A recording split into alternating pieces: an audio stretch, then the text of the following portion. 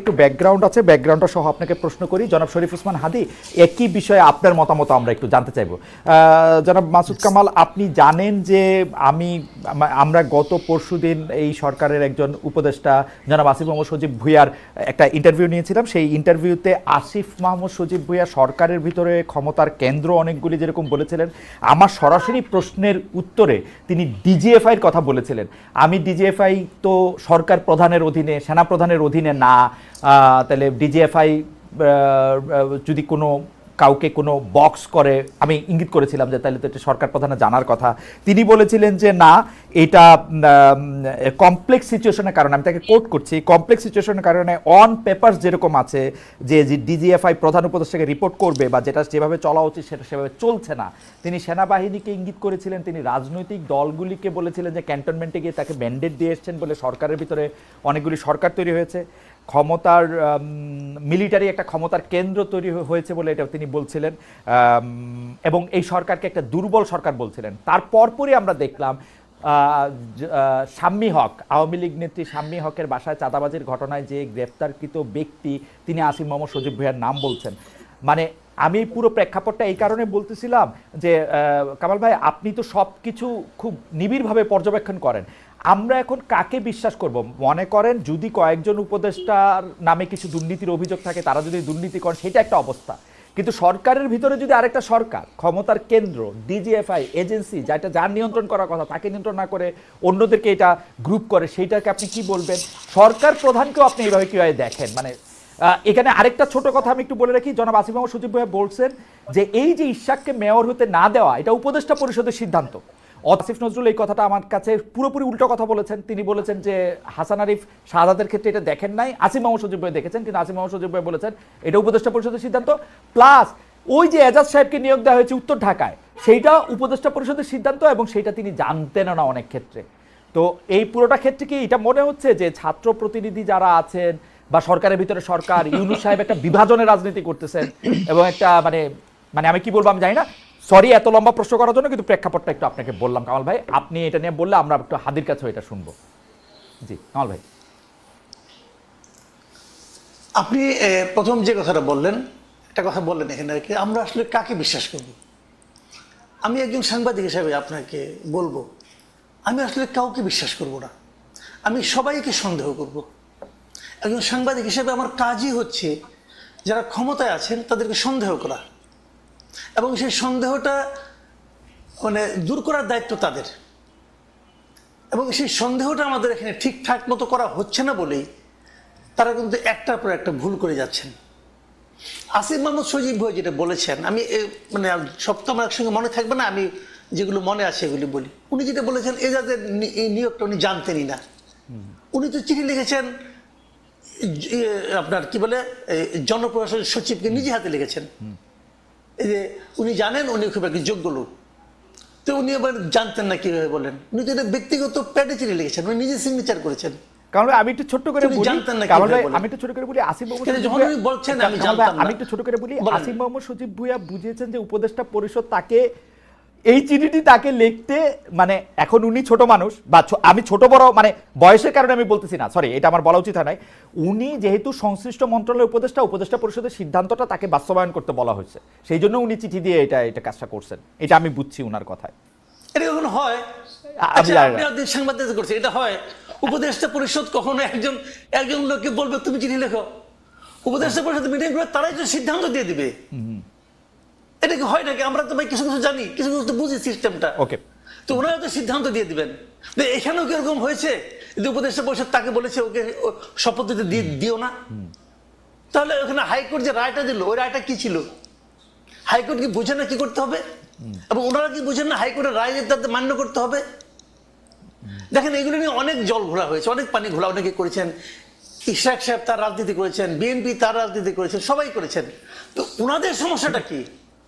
শাহাদাত সাহেবের যে কারণে হয়েছে ঠিক একই কারণে ইশরাক সাহেবের হলো না কেন? একই তো কারণ, একই জিনিস, তো একই বিষয়, একই জিনিস। সমস্যাটা কোথায়? এই পুরো বিষয়টা হলো পলিটিক্যাল। তার মানে এই গভর্নমেন্টটা এই ঘটনাগুলি নিয়ে যেরকম আচরণ করেছে, এটা হলো পলিটিক্যাল আচরণ করেছে। বিতর্কটা ওনারা ইনভাইট করেছেন, যে আমাদেরকে বিতর্ক ধরে না কেন? ওই ইনভাইটেশনের বিতর্ক তাদের কাছে আসছে। কথাগুলি সিম্পল। দেখেন ডিজিএফআই যে কথাটা বলা হয়েছে, ডিজিএফআই সেটা আপনি যে বলেছেন, এটা তো আসলে সরকার প্রধানের হাতে। এখন সরকার প্রধান যদি মনে করে যে ডিজিএফআই আমার কথা শুনছে না, উনি ডিজিএফআই আগা 5 তলা চেঞ্জ করলেই পারেন, করেন না কেন? এইগুলি আসলে কিছু না। আমি বলি আপনাকে, ওনারা যেগুলি বলে না, এ করতে দেয় না, ও করতে দেয় না, আসলে এই গভর্নমেন্টকে আমি মনে করি একটা নন সিরিয়াস টাইপের গভর্নমেন্ট।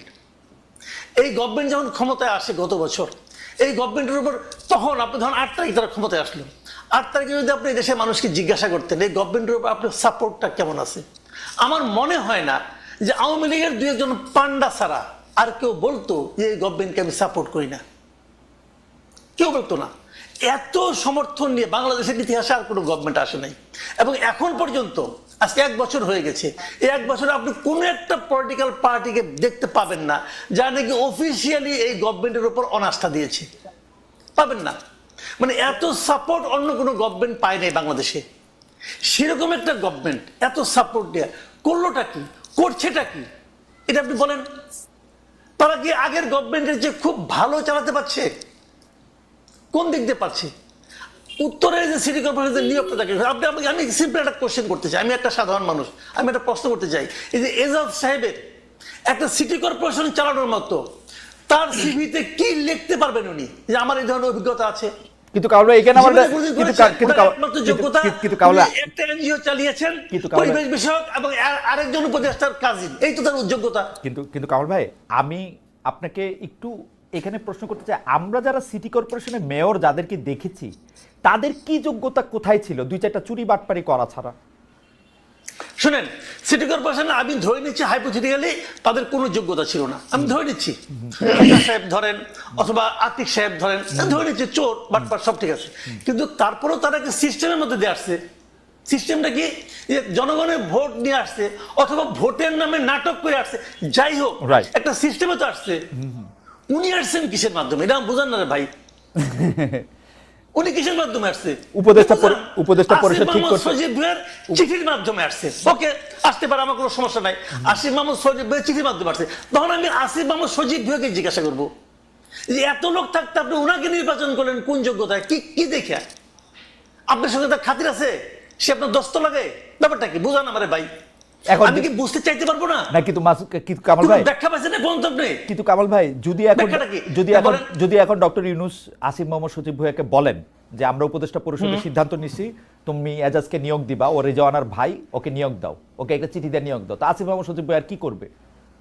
সেক্ষেত্রে আমি ডক্টর ইউনূসকে এই কথা আসিফ মোহাম্মদ সজীব বলুক, বলছে তো আমাকে কালকে অনুষ্ঠানে অন রেকর্ড বলছে। সে বলছে যে এইটা বলে থাকে অন রেকর্ড বলছে, যদি আপনাকে অন রেকর্ড বলে থাকে, তাহলে আমি অন রেকর্ড ডক্টর ইউনূসকে প্রশ্ন করতেছি, হ্যাঁ আপনি কেন তাকে নিয়োগ দিলেন? আমাকে বুঝান ভাই, বুঝতে চাই। আপনি যে আমার দণ্ডমুণ্ডের কর্তা হিসেবে একজন লোককে বসাই দিলেন যার নামে হিজবুত তাহরীরের সঙ্গে সংশ্লিষ্টতার অভিযোগ উঠেছে, তাকে আমার কেন বসালেন? কোন যোগ্যতায় বসালেন? আমি আপনাকে প্রশ্ন করতে চাই। ডক্টর ইউনূস তো প্রশ্নের ঊর্ধ্বে না, অফকোর্স পৃথিবীর কেউ প্রশ্নের ঊর্ধ্বে না। আমি প্রশ্ন করতে চাই একজন নাগরিক হিসেবে, এই প্রশ্নের জবাব যদি না দিতে পারেন তাহলে আমি ভাববো উনিও দুর্নীতি করছেন। আপনি কি কামাল ভাই, আমরা আবার আসবো আপনার কাছে, আপনি কি ওই ডিজিএফআইটা নিয়ে আর কোনো কিছু বলবেন? যে ষড়যন্ত্রের কথা আসলে নাসিরুদ্দিন পাটোয়ারি বলে মিটিংয়ে, আসিফ মোহাম্মদ সজীব ভাই বলতেছে, নাহিদ সাহেবও বলছেন কিছুদিন আগে, এনসিপিও বলতেছে, এটা নিয়ে কি আরেক 2 লাইন বলবেন আপনি? যে মানে এইটাকে আপনি আসলে কিভাবে দেখেন, যে সত্যি সত্যি কি এই এজেন্সিগুলি কারো বিরুদ্ধে কেউ এরকম করতেছে কিনা? এজেন্সিগুলি করতেছে না এটা আমি বলবো কিসের বিবেচনা? আমার হাতে তো কোনো তথ্য প্রমাণ নাই। আবার করতেও পারে, আবার করতে নাও পারে। এবং যদি করতে থাকে তাহলে এখনই করলো না আগে করে নাই, তাও আমি বলবো না। সমস্যাটা কি হয়েছে আমি বলি, যদি কিছু করে অথবা না করে, যখন কোনো একটা বিষয় আমার বিরুদ্ধে যায়, যখন কোনো একটা বিষয় আমাকে বিব্রত করে, তখন আমি কিন্তু একটা ভিলেন খুঁজে বেড়াই। এটা হলো আমাদের দেশের সাধারণ মানুষের মানসিকতা, আমারও মানসিকতা তাই। তখন আমি করে কি, যদি আমি নিজে দোষী হই, আমি কিন্তু আমার দিকে তাকাই না, আমার দিকে তাকানো উচিত যে আসলে কি এই জন্য আমি দায়ী। আমরা করে কি আমার দিকে তাকাই না, আমি একটা ভিলেন খুঁজে বেড়াই। যখন কোনো ভিলেন না পাই তখন একজনকে এমন এক লোকের নাম বলি অথবা এমন একটা সংস্থার নাম বলি যাকে আমি ক্রস চেক করতে পারবো না। ওকে, ওকে, আমি তো যে কোনো এখানে ওরকম কিছু একটা হয়েছে। এটা খুবই ইন্টারেস্টিং কথা বলছেন কামাল ভাই। আমি আপনাকে এই জায়গায় একটু আপনার কাছ থেকে একটু জনাব হাদির কাছে একটু যাই। জনাব হাদি, একই প্রশ্ন, আমি প্রশ্নটাকে এরকম করতে চাই, আপনি কি আসলেই মনে করেন কিনা সরকারের ভিতরে একটা সরকার আছে এবং কারো কারো বিরুদ্ধে ষড়যন্ত্র হতেছে, সেটার জন্য এজেন্সিকে কাজে লাগা হইতেছে, এবং এইটার জন্য এটা আপনি সরকার প্রধানকে বা সরকার যারা চালাইতেছে তাদেরকে আপনি আসলে দায়ী করেন কিনা? আমি আসিফ মোহাম্মদ সজীব ভুঁইয়ার অবস্থা দেখেই বলতে চাই, চাঁদাবাজির জন্য যে গ্রেপ্তার, যিনি রিমান্ডে ছিল, তার একটা ভিডিও ফাঁস হয়েছে, সেই জায়গা ধরেও যদি আপনি একটু বলেন জনাব হাদি। আসসালামু আলাইকুম। ঠিকানার দর্শকদেরকে শুভেচ্ছা। দেখেন, প্রথমত হলো আমাদের আলোচনাটা ওই যে উত্তরের সিটি কর্পোরেশনের মেয়র বা ওদিকে মোড় নিয়ে যাচ্ছিল। তো ব্যাপার হলো তাকে ডিফেন্ড করা বা কোনো কাজ আমাদের না। আমি শেষ থেকে একটু শুরু করি আপনার সাথে। যেমন ডিজিএফআই প্রশ্ন যেটা এসছে, এখন দেখেন এখানে একটা খুবই গুরুত্বপূর্ণ ব্যাপার হলো যে এজেন্সিগুলো রাষ্ট্রে অত্যন্ত গুরুত্বপূর্ণ পজিশনে থাকে, তাকে রাখতেও হয়, কিন্তু আমাদের জুলাইয়ের পরে যেটা কাজ ছিল যেগুলোকে প্রফেশনাল করে তোলা, আরো বেশি প্রফেশনাল করে তোলা। ফ্যাসিবাদ হাসিনা মিলে যেটা করেছিল, এই প্রফেশনাল প্রতিষ্ঠানগুলোকে শতভাগ আওয়ামী লীগের, সোজা কথা আপনি ধরেন নাজি বাহিনী তাদের যে ভিন্ন ভিন্ন এরকম সেগমেন্ট তৈরি করেছিল, এরকম এনএসআই, ডিজিএফআই রাষ্ট্রের সব থেকে গুরুত্বপূর্ণ অর্গানগুলোকে তাদের পার্টির পান্ডা বানিয়ে ফেলেছিল। তো এখন আমরা যেটা প্রত্যাশা করেছি যে তাদের ওই দীর্ঘ কালচার তারা পরিবর্তন করে, তারা প্রফেশনালি রিয়াক্ট করবে। আমি আপনাকে শুধু একটার সাথে ধরাই দিতে চাই, ধরেন এই যে 5ই আগস্ট ঘোষণাপত্রের দিন এনসিপির কিছু লোকজন কক্সবাজার গেল।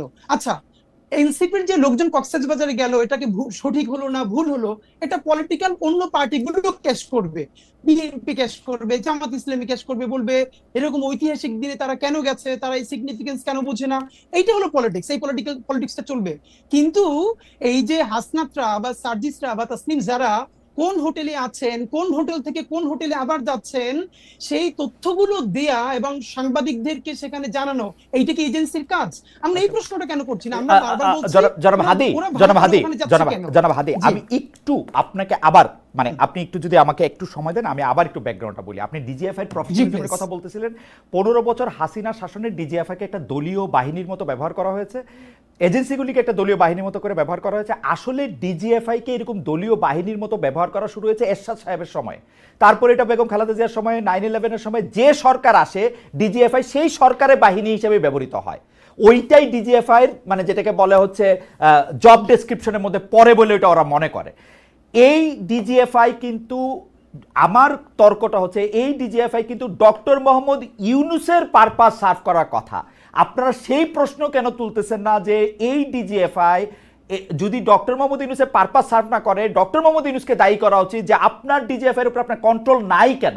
কারণ ডিজিএফআই কিন্তু সেনা প্রধানরাও কি বলে অ্যাকাউন্টেবল করে, সেনা প্রধানের উপর নজরদারি করে, সেনা প্রধানের আন্ডারে কিন্তু ডিজিএফআই না, নট এট অল। ওকে ওকে ওকে ওকে খালেদ ভাই, আমি একটু আপনাকে বলি, আমরা এই সরকার সম্বন্ধে একটা ফিডব্যাক গত 10 মাস ধরে দিয়েছি কমপক্ষে 100 বার, মিডিয়াও এটা প্রচুর আছে। আবার আপনাকেও আবার আজকে বলি, রিপিট করি, এই সরকার হলো বাংলাদেশের ইতিহাসের সব থেকে জনসমর্থিত সরকার এবং সব থেকে দুর্বলতম সরকার। এই দুটোই তার ক্ষেত্রে সত্য। সেই সব থেকে জনসমর্থিত সরকার, গণ অভ্যুত্থানের সকল স্টেক তাকে বসিয়েছে, এবং সব থেকে দুর্বলতম সরকার এই অর্থে যে এখানে সে কন্ট্রোল নিতে পারে না। ব্যাপার হলো এটা, এই যে কন্ট্রোল নিতে কেন পারলো না, এটা নিয়ে দীর্ঘ আলাপ আছে। কিন্তু এখানে একটা দেখেন, ডক্টর ইউনূসের সাথে আর ইন্টারিমেরও যে একটা ভিন্ন জায়গা আছে, এইটা আমরা কিন্তু অ্যাড্রেস করি। আপনারা খেয়াল করবেন যে স্বাভাবিকভাবে এই সরকারের ব্যর্থতা তো ডক্টর ইউনূসের উপরে প্রথমে যাবেই, এটা যাওয়া অবশ্যই যাবে। কিন্তু আপনার খালেদ ভাই মনে থাকবার কথা, যেদিন ডক্টর ইউনূস বাংলাদেশে নেমেছেন সেদিন কিন্তু মাত্র 3টা উপদেষ্টা পদ খালি ছিল।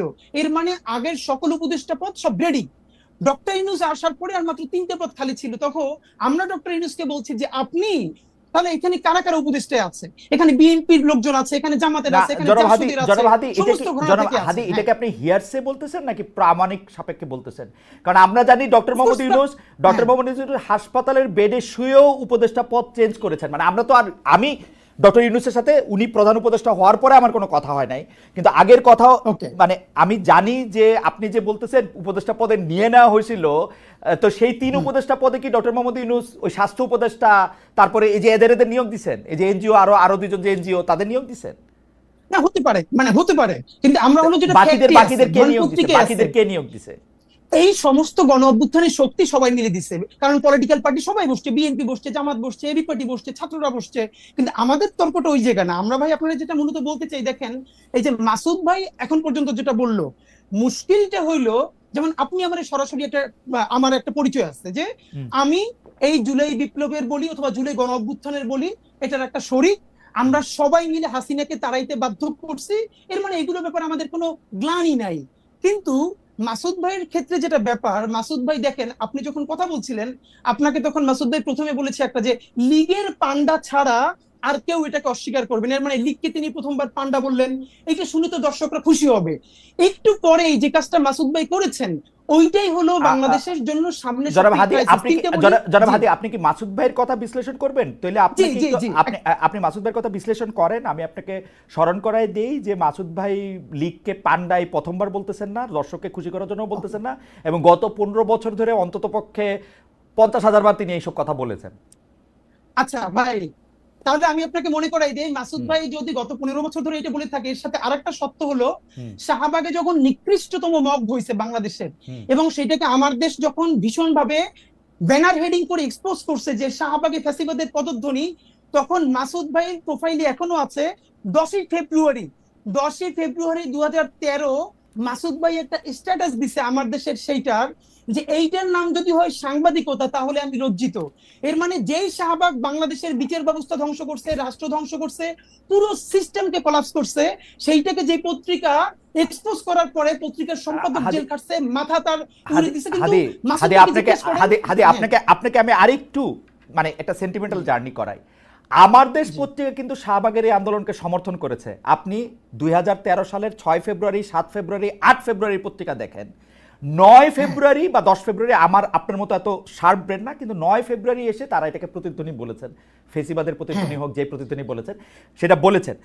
এখন ঘটনা হইতেছে যে আমরা সাংবাদিকতা ছাত্র ভাই, আমরা কোনো একটা পত্রিকার রিপোর্টে যখন একটা অবজেক্টিভ জায়গা থেকে যখন একটা সাবজেক্টিভ জায়গা নেওয়া হয়, আমরা আমাদের প্রাইভেট ওয়ালে, মাসুদ ভাই জবাব মাসুদ ভাই দিবেন, মাসুদ ভাই আমার থেকে মানে আমি মাসুদ ভাই একদল করি, এরকম ব্যাপারটা না।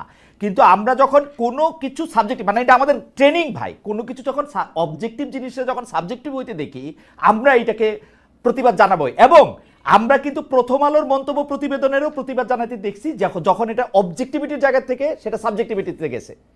একই ভাবে খালেদ ভাই, এই আলাপটা হলো পলিটিক্যাল কারেক্টনেসের জায়গা। মাসুদ ভাই তো শুধু সাংবাদিক না, মাসুদ ভাই মূলত যেটা করে এটা অ্যাক্টিভিজমই করে, এটা তো সমস্যা না। পৃথিবীর বহু বড় সাংবাদিকরা প্যারালালি সাংবাদিক এবং অ্যাক্টিভিস্ট, কোনো সমস্যা নাই।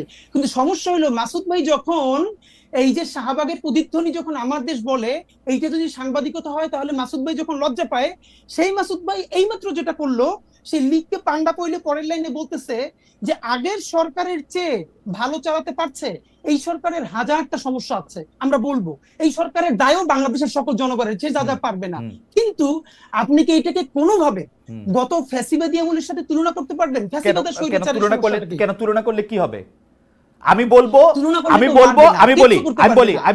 আমি বলবো হাসিনা ফেসিবাদী সরকার ছিল, কিন্তু এই সরকার ফেসিবাদী না, কিন্তু হাসিনার চেয়ে অর্থনৈতিক বা রাজনৈতিকভাবে ভালো চালাইছে কি খারাপ চালাইছে। আমি যদি দেখি হাদি, আপনি আমাকে বলেন, কালকে আসিফ মাহমুদ সজীব ভুঁইয়া আমার অনুষ্ঠানে এসে বলছে যে এই সরকারের ভিতরে সরকার তার বিরুদ্ধে ষড়যন্ত্র করতেছে, এটাকে আমি কি বলবো? ভালো বলবো? আমি বলবো ও আইসা বলছে যে ডিজিএফআই তার জায়গা থেকে ছবি তুইলা এজেন্সি করে বিদেশে পাঠাইতেছে, আমি এটাকে ভালো বলবো এই সরকারকে? যখন আমি জানি যে ডিজিএফআই হচ্ছে, ডক্টর মোহাম্মদ ইউনূসের আন্ডারে। খালেদ ভাই, এই সরকারের সবথেকে বেশি সমালোচনা ইনকিলাব মঞ্চের চেয়ে বেশি কেউ করে নাই, শব্দ ধরে ধরে, বাক্য ধরে ধরে গত একটা বছর। আপনি জাস্ট পত্রিকা দেখেন, আপনি মিডিয়া দেখেন, কিন্তু প্রবলেম হলো আপনি যখন ফ্রেমিংটা, আপনি যখন একটু আগে বললো না যে এই যে ভাই একটু আগে বললো যে আপনি যখন জিজ্ঞেস করলেন মাসুদ ভাইকে যে তাহলে এর আগের যে ওই যে বর্তমান যে উত্তরের মেয়র সে যোগ্য না, তাহলে আসলে যোগ্যতাটা কি? তখন ভাই বললো যে ধরে নিচ্ছি তারা চোর, মানে ধরেন খোকা ভাইয়ের কথা বলেছে, আদিক সাহেবের কথা বলেছে। এর মানে মাসুদ ভাই বলছেন ধরে নিচ্ছি চোর, এর মানে কি চোর ধরে নেওয়া লাগবে? তারা চোর না। আমি আপনাকে বলি, আপনি অনেক জনপ্রিয় মানুষ, প্রচুর লোক আমাদের এখানে আপনাকে দেখতেছে, কিন্তু আপনি কিন্তু মানে আমি জানি না মানে আপনি খেয়াল করতেছেন কিনা, ধরে নেই চোরের পাশাপাশি উনি যেই কথার উপর স্ট্রেস দিচ্ছেন সেইটা হচ্ছে যে উনারা একটা সিস্টেমের মধ্যে আসছেন, ভোট বা ভোটের নামে ওই প্রহসনের নামে, ফ্যাসিবাদী system, ভোটের নামে ওই প্রহসনের নামে, systemটাই ছিল আর ভোটের উনি চুরি আসছেন system, ভোটের নামে আর আর প্রহসন। আর এজাজ সাহেব আসছেন কালকে। কালকে আসিফ মাহমুদ সজীব ভাই বলছে যেটা সরকারের উপদেষ্টা পরিষদ সিদ্ধান্ত নিয়েছে আমাকে দিয়ে, মানে আমি এটা এক্সিকিউট করছি মাত্র। এখন খালেদ ভাই এইটা কি আপনার কাছে ভালো সিস্টেম লাগতেছে হাদি? আমার কাছে ভালো উত্তর আছে, জি, আমার বলেন। কাছে ভীষণ ভালো উত্তর আছে, আমি বলেন, দিব বলেন। না।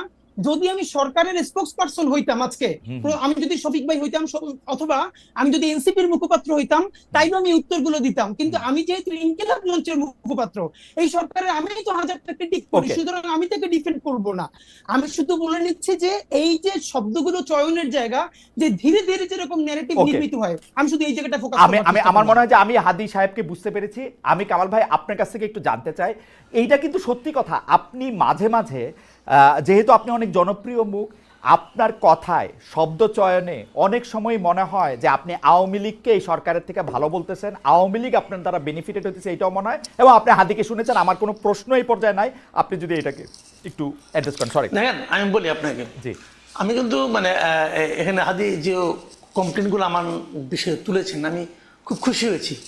খুশি হয়েছে এই কারণে, এই প্রশ্নগুলোর আমি আসলে জবাব দিতেই চাই, কিন্তু দেওয়ার সুযোগ পাই না। মনে করুন আমি যদি হুট করে বলি, বলবো যে ভাই তোমার তো কেউ জিজ্ঞাসা করে না, তুমি এটা বলো কেন? তো এটা কি ঝামেলা? তো প্রশ্নগুলি উত্তর দেওয়া আসলে দরকার। আমি একটা একটা করে বলি।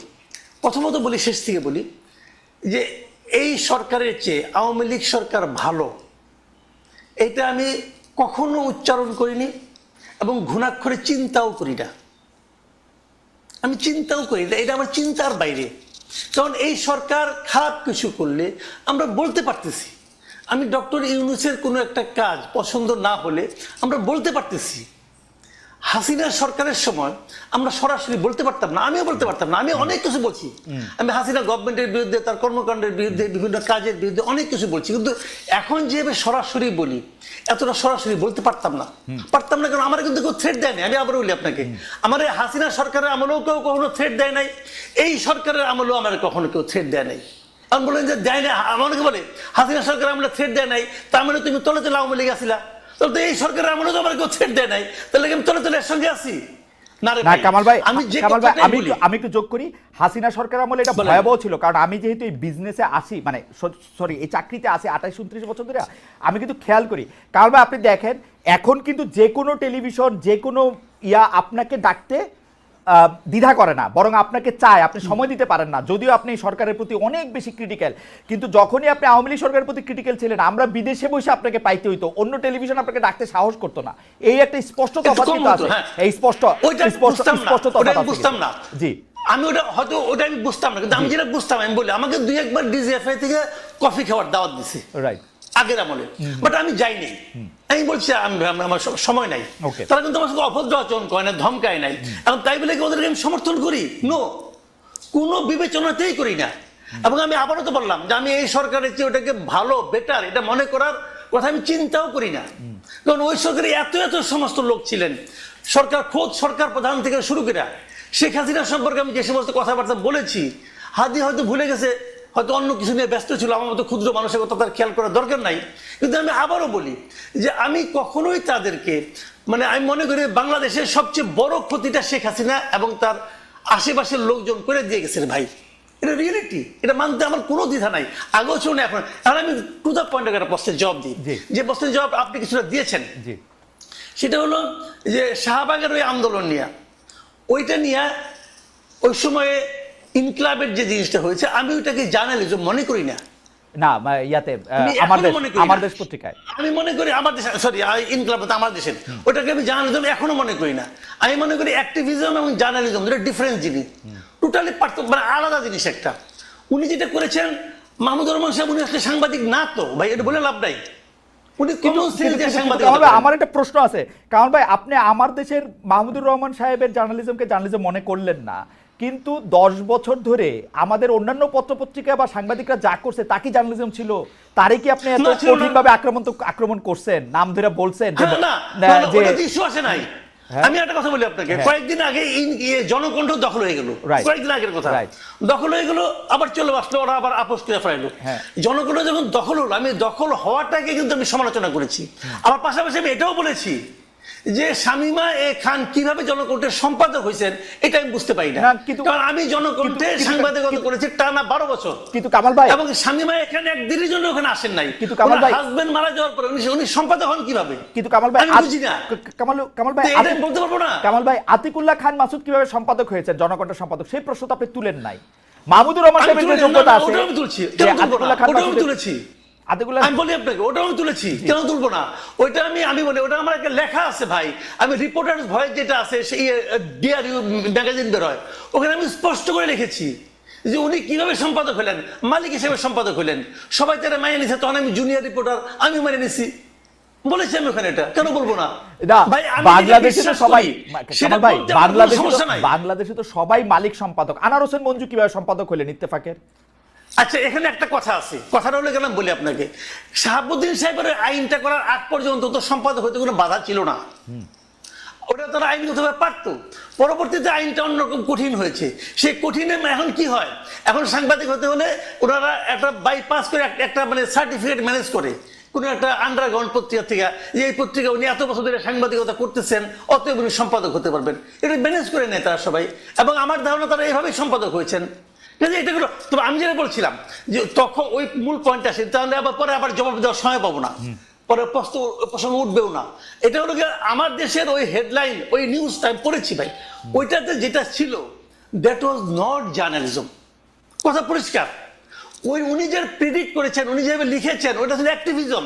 এবং ওই activism maybe right, maybe not right, সেটা অন্য হিসাব, ওই আলোচনা আমি যাচ্ছি না।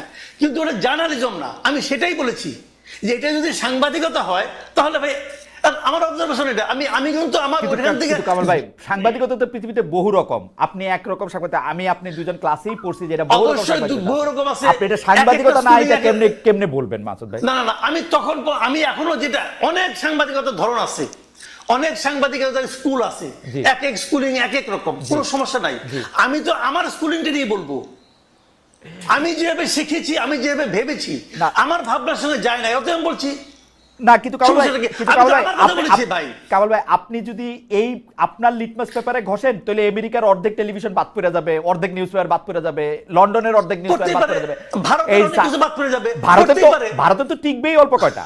তাইলে এটা হতে পারে। যেমন আমি তাইলে মনে করেন পারছেন, আমি এমনকি আমি ভারতের সবচেয়ে জনপ্রিয় পত্রিকা যেটা বাংলায়, আনন্দবাজার, ওইটাকে আমি সাংবাদিকতা মনে করি না।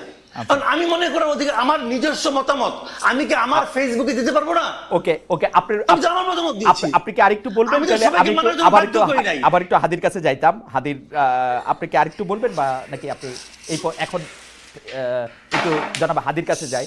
জনাব হাদি, আপনি তো বলবেনই, কিন্তু আমি আপনার কথা একটু উদ্ধৃত করি। আমি আপনাকে অনেক লক্ষ্য করি, আপনার বক্তব্যের মধ্যে অনেক ডিরেক্টনেস থাকে। আমি আপনাকে একটু কোট করি হাদি। আপনি বলছেন যে যাদের অ্যান্ড্রয়েড ফোন কেনার সামর্থ্য ছিল না, তাদের হাতে এখন আইফোন।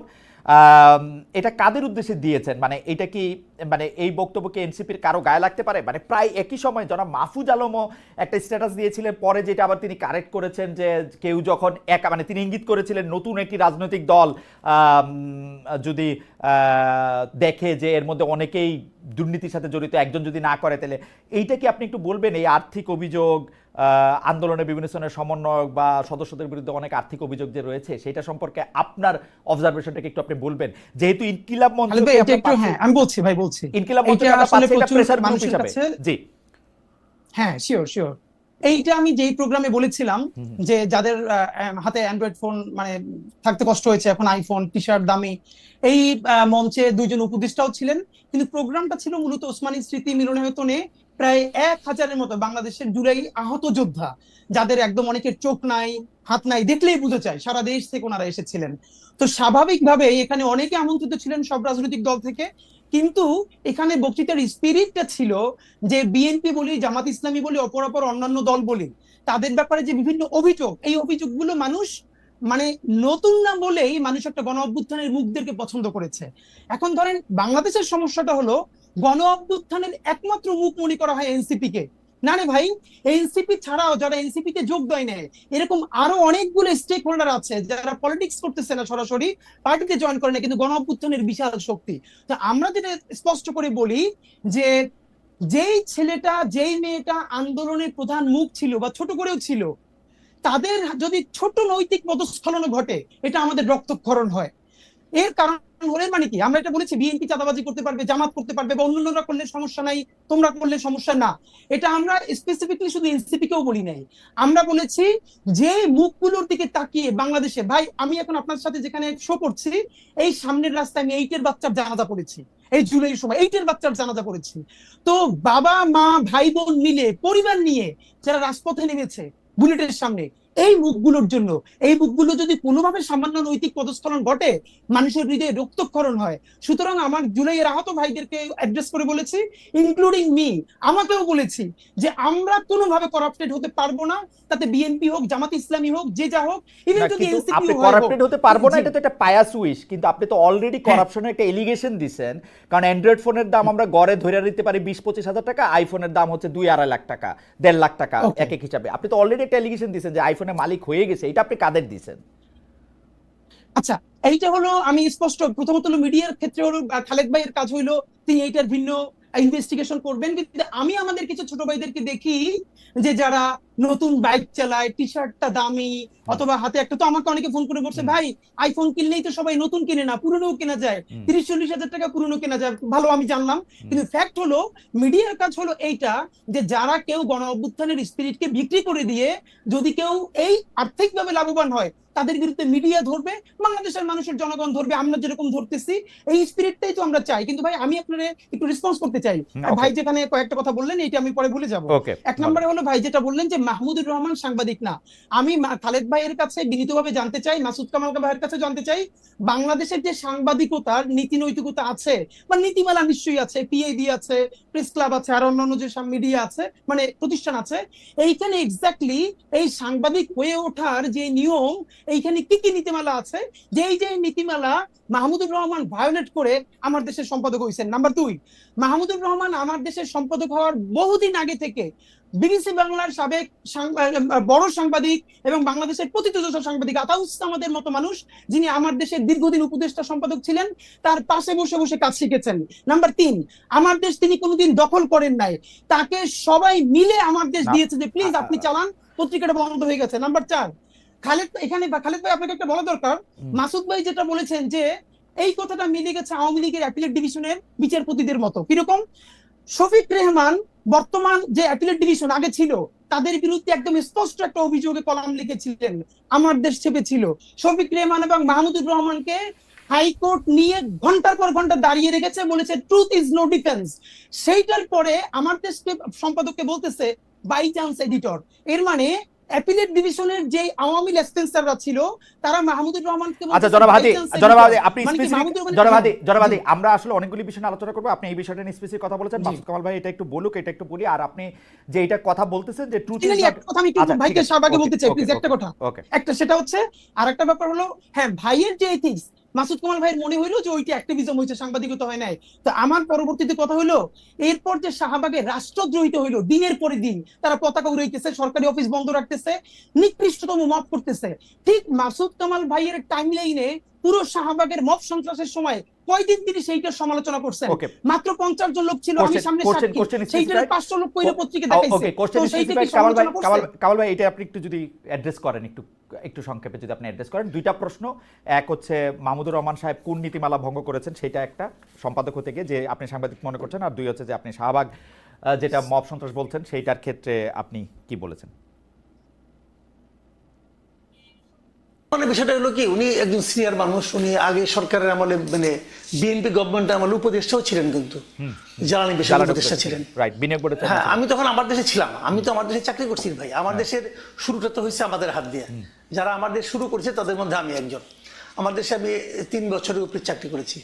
আমি চলে যাওয়ার পর এখানে জামাতের কিছু মালিকানা ঢুকলো, এবং তারপর আমার দেশে মাহমুদুর রহমান সাহেব আসতেন।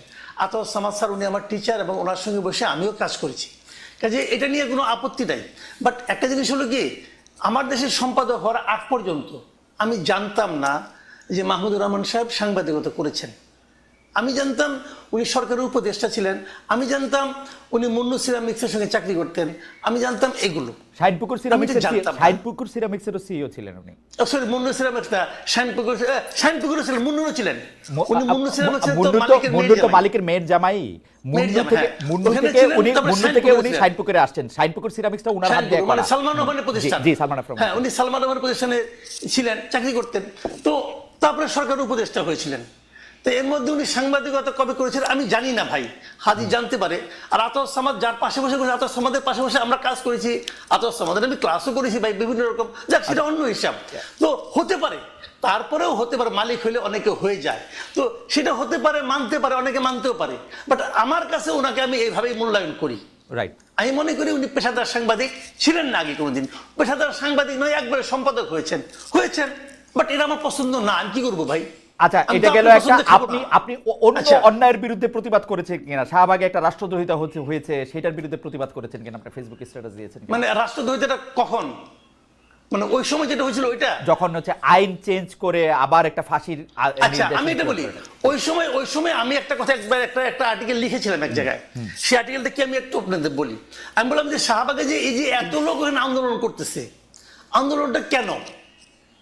আন্দোলনটা হলো কাদের মোল্লার বিরুদ্ধে একটা রায় যেটা হয়েছে, সেই রায়ের আপত্তি।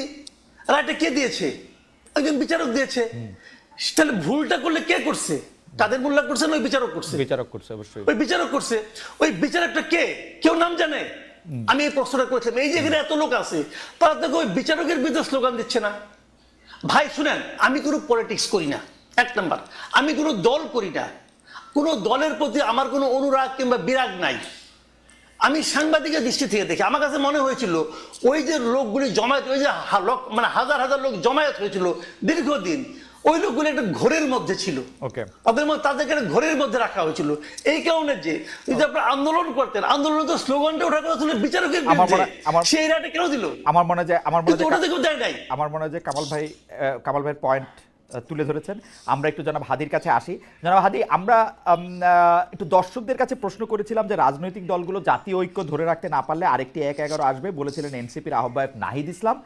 প্রিয় দর্শক, এই আশঙ্কা সঠিক বলে মনে করেন কিনা? শতকরা ৮০% দর্শক এটাকে সঠিক মনে করছেন, শতকরা ২০% মনে করছেন এটা সঠিক নয়। আমি এই প্রসঙ্গে আসার আগে আমি একটু জনাব হাদি আপনার কাছে একটু আসতে চাই যে গত ১ বছরে মিছিলে মিটিংয়ে সভায় গালিগালাজের ব্যবহারের রাজনীতি দেখা যাচ্ছে। এই গালিগালাজকে খুব স্বাভাবিক করা হচ্ছে, এক ধরনের মবকে চালানো, করা। এবং যখন এটি নিয়ে প্রশ্ন করা হচ্ছে, অনেকেই বলছেন যে মব তো আরও অনেক আগে থেকে হচ্ছে, এটা তো নতুন না। কিন্তু নতুন না হোক, আমরা নতুন বন্দোবস্তের কথা শুনেছি, সেই জায়গা থেকে যদি আপনি একটু বলেন। আরেকটা কথা, এই প্রশ্নগুলি আপনি যদি একটু ছোট ছোট করে একটু যদি বলেন যে জুলাই যোদ্ধাদের ব্যাপারে আপনি কিন্তু খুবই সরব, আপনি আবারও বলতেছিলেন, কিন্তু জুলাই যোদ্ধাদের যারা আহত রয়েছেন, নিহত রয়েছেন, তাদের প্রতি যে সঠিক সম্মান বা সম্মানীর ব্যবহারটা সরকার করতে পারল না, এর জন্য আপনি আসলে কারে দায়ী করেন? এইটার জন্য তো আসলে কোনো ভিতরে ষড়যন্ত্র, ডিজিএফআই এর কোনো কিছুই দরকার নাই। ডক্টর ইউনূস এবং তার উপদেষ্টা পরিষদের সিদ্ধান্তই যথেষ্ট ছিল, এবং এগুলি ইজি, মানে আমাদের চোখের সামনে হয়েছে, রেকর্ডেড আছে, এগুলি ইজি ছিল। এর জন্য আপনি কাকে দায়ী করেন? আর এই যে গালিগালাজ, মব, এই বিভিন্ন জায়গায় আইন নিজের হাতে তুলে নেওয়া, এই জায়গাগুলিকে আপনি আসলে কিভাবে দেখেন জনাব হাদি? ওকে ভাই, ব্যাপার হলো যেটা ওই ১ মিনিটে বলে রাখা, ভাই যেটা বললেন ওই মাহমুদ ভাইয়ের আর প্রশ্ন নাই, সামনে বলি। পৃথিবীতে এরকম ১ ঘন্টা আলাপ করা যাবে যে অসংখ্য বড় বড় মিডিয়া হাউস আছে যার প্রধান সম্পাদক অন্য প্রফেশনে ছিলেন, তারপরে সেখানে এসে নিজেকে প্রতিষ্ঠিত করেছেন নিজের যোগ্যতায়। এটা হলো একটা ব্যাপার। নাম্বার ২, দ্বিতীয় প্রশ্নটা আমি ভাই আপনাকে যেটা কাইন্ডলি একটু বলি যে আপনি যেটা বলছিলেন যে গত যে অ্যাক্টিভিজমের জায়গা থেকে এই যে জুলাই যোদ্ধা বলি, জুলাইয়ের শহীদ বলি, আহত বলি, তাদের ব্যাপারে সরকারের দেখেন কমপক্ষে ১,০০০-এর বেশি অন স্ক্রিন বলেছি, আমাদের কাছেও রেকর্ড আছে। এই সরকারের এখন পর্যন্ত সব থেকে যে বড় ব্যর্থতা, যেই গণ অভ্যুত্থানের স্পিরিট, যেই শহীদদের রক্তের মধ্য দিয়ে তার ম্যান্ডেট হয়েছে, সে তাদের প্রতি সুবিচার করতে পারে নাই। প্রথমত কি পারে নাই, এই যে এতগুলো শহীদ আপনি খেয়াল করেন, এখন পর্যন্ত কি আপনি বলতে পারবেন সেন্ট্রাল ডেটাবেজে ঢুকে প্রত্যেক শহীদের বাড়ি কোথায়, তার অবস্থা কি, তাকে কিভাবে পুনর্বাসিত করা হয়েছে, এর কি ন্যাশনাল একটা ডেটাবেজ? ১,০০০ বার বলেছি, বিদেশি প্রবাসী অনেক ভাইয়েরা তাদেরকে সাহায্য করতে চায়, ঠিক কিভাবে করবে? সরকারের একটা জাতীয় ডেটাবেজ থাকবে, অমুক শহীদ এই প্রয়োজন পরিবারের সদস্য মারা গেছে এবং তার পরিবারের এই অবস্থা তাকে পুনর্বাসন করতে পারে না। হাদি জাস্ট ছোট করে বলি, এই ব্যর্থতার কথা আপনি অনেকবার বলেছেন, আপনার মুখে আমি অনেকবার শুনেছি। আপনি যদি কারণটা বলতেন যে সরকার এটা করবে না কেন, সরকার তো ওইটাই সরকারের ক্যাপিটাল। এক্স্যাক্টলি দুইটা কারণ। কি কারণে করে? কারণ ভাই দুইটা। কি কারণে করে? হ্যাঁ, নাম্বার 1, জি, এই উপদেষ্টাদের মধ্যে একমাত্র ২-৩ জন ছাড়া আর কোন উপদেষ্টা নাই যারা হাসিনার ফ্যাসিবাদী আমলে ভীষণভাবে নির্যাতিত হয়েছে। এই উপদেষ্টাদের মধ্যে এমন কোন উপদেষ্টা নাই যে এই জুলাইয়ে তার সন্তান হারাইছে বা নিজের চোখ হারাইছে। একমাত্র প্রফেসর ইউনূস 10 তালা হাসিনা বাবাইছে তারে, এই কয়েকটা কষ্টতার আছে। আদিলুর রহমান শুক্র ভাই জেল খেটেছেন। এছাড়া দুই একজনের বিরুদ্ধে ভিন্ন ভিন্ন, বন্যা আপা, রেজনা চৌধুরী আপা, ওনার হাজবেন্ডকে গুম করা হয়েছিল। এছাড়া বিভিন্ন এম্বাসি থেকে, বিভিন্ন পলিটিক্যাল স্টেক থেকে, যেভাবে হোক, এটা তো আমাদের কালেকটিভ ব্যর্থতা। আমরা বিপ্লবী না না না না, কিন্তু হাদি যেভাবে হোক হাদি এটা হয়ে গেছে। জুলাইতে চোখের সামনে একটা ছেলে মারা গেছে, চোখের সামনে একটা ছেলে চোখে গুলি খায় বেডে কাটাইতেছে, এইটাতে সরকারের পক্ষ থেকে টাকা বা অন্য ব্যবস্থা নেওয়ার জন্য আমাকে নির্যাতিত হইতে হবে কেন? আমি তো সাধারণ মানুষ হিসাবে, ওই যে ভাই, আপনার সন্তান আহত হইলে, হ্যাঁ সন্তান আহত, সাধারণ মানুষ হিসেবেই তার পাশে গিয়ে দাঁড়াবো। মানে এটা তো কোনো যুক্তি, মানে এটা তো এইটা তো আপনি দাঁড়াবেন ভাই। এখন আমি আপনার একটা পরামর্শ দিয়ে রাখি জি। খালিদ ভাই, জি। আমি আপনার একটা পরামর্শ দিয়ে রাখি। আপনার যদি সম্ভব হয় হ্যাঁ। আপনি স্বাস্থ্য উপদেষ্টার সাথে একদিন একটা শো করেন। হ্যাঁ। আমরা হাজারবার বলেছি স্বাস্থ্য উপদেষ্টা উনি ভদ্রমহিলা লোক ভালো, হ্যাঁ। উনি নিজে অসুস্থ, হ্যাঁ। ওনার ডায়াবেটিসের ইনে লাগে 2 ঘন্টা পর পর, উনি কিভাবে না জাতীয় না, জোট এটা স্বাস্থ্য সারাবেন? উপদেষ্টা তো এই নিয়ে হাজার কিন্তু তর্ক আছে। হাদি জনাব হাদি, আমার একটা কৌতূহল আছে, স্বাস্থ্য উপদেষ্টা বলে তো কিছু এক্সিস্ট করে না। স্বাস্থ্য উপদেষ্টা হচ্ছে ডক্টর মোহাম্মদ ইউনূস। না, নাই তো, সেই দেশে আপনারা স্বাস্থ্য উপদেষ্টা স্বাস্থ্য নাই। উপদেষ্টার ভিতরে 100টা কথা বলেন, ডক্টর মোহাম্মদ ইউনূসের বিরুদ্ধে কথা বলেন না কেন? কারণটা কি? কেন বলি নাই? শোনেন, কেন বলি না? ডক্টর ইউনূসের বিরুদ্ধে ফাইনালি এই জন্য বলি না যে ডক্টর ইউনূস হলেন, এখন দেখেন দুইটা ক্যারেক্টার। এই ডক্টর ইউনূস এই পলিটিক্যাল পার্টি খুলেছিলেন, একদম 100% ফেল করছে। কিন্তু এই জুলাইয়ের পরে উনি যখন জুলাইয়ের জবানে, শহীদ পরিবারের জবানে কথা বলতে শুরু করলেন, তখন মানুষ ওনাকে বিশ্বাস করতে শুরু করলো।